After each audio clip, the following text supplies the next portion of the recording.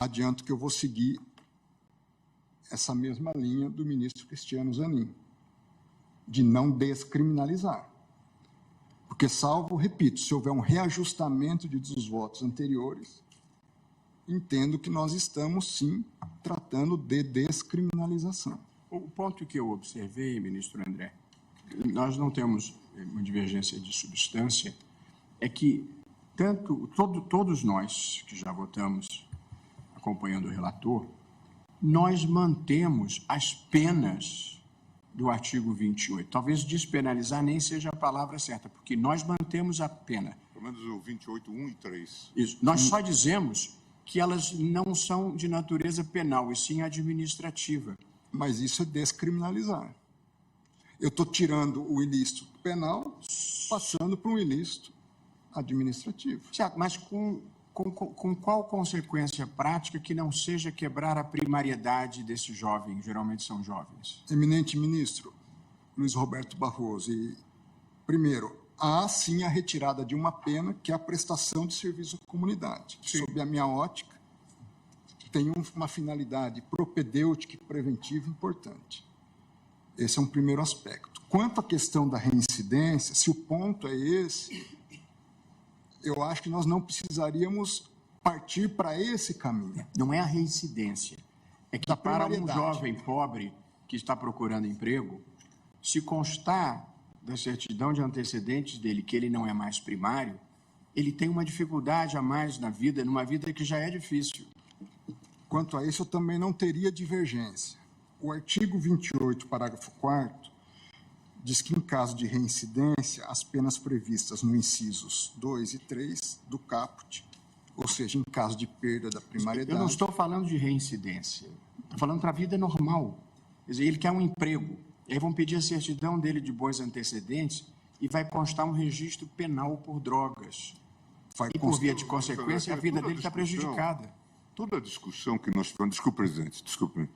Toda a discussão que nós tivemos, e eu fui o primeiro a votar lá atrás, nós estamos falando de fatos que começaram, o julgamento que começou em 2015, portanto, já lá se vão alguns anos, era fundamentalmente se inspirar, de alguma forma, até no direito comparado, no direito português, que faz um distinguishing de maneira muito clara entre a questão posta na esfera penal e a questão posta em outras esferas.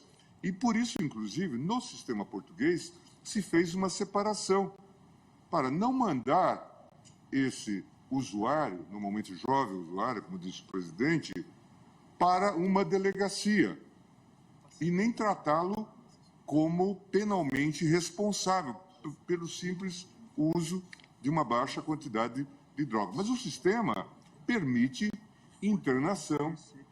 Por isso que, inclusive, no voto, que é muito mais alongado, se falava de medidas recomendáveis que o próprio Congresso poderia tomar. Uma dúvida, ministro Gilmar. Não vamos mandar para a delegacia, nós vamos mandar para onde? Exatamente se diz. Claro que vão continuar... A autoridade administrativa vai cuidar disso. Essa é a proposta do modelo. Essa é a proposta do modelo.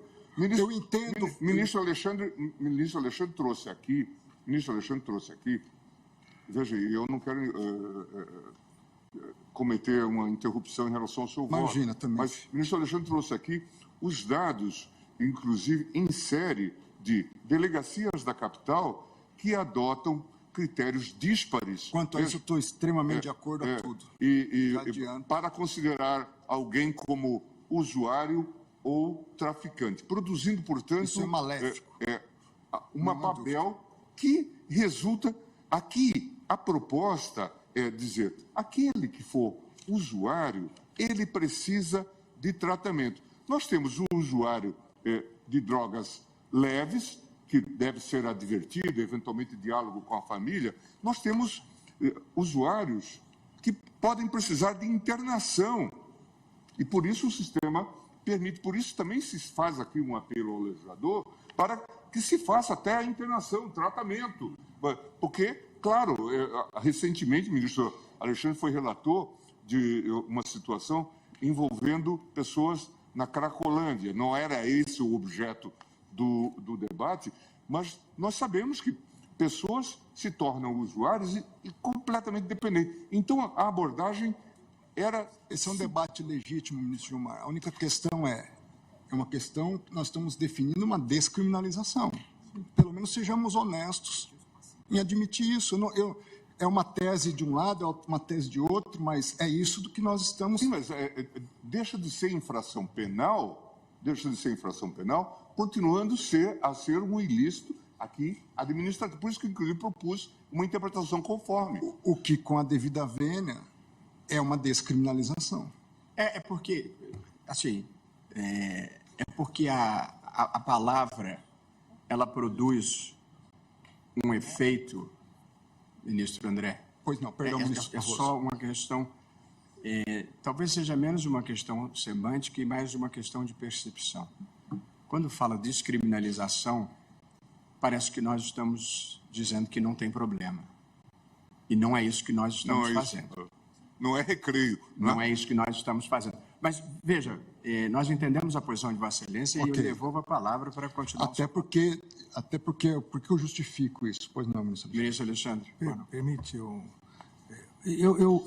quero aqui, até porque eu trouxe a proposta de tese, o ministro André está correto.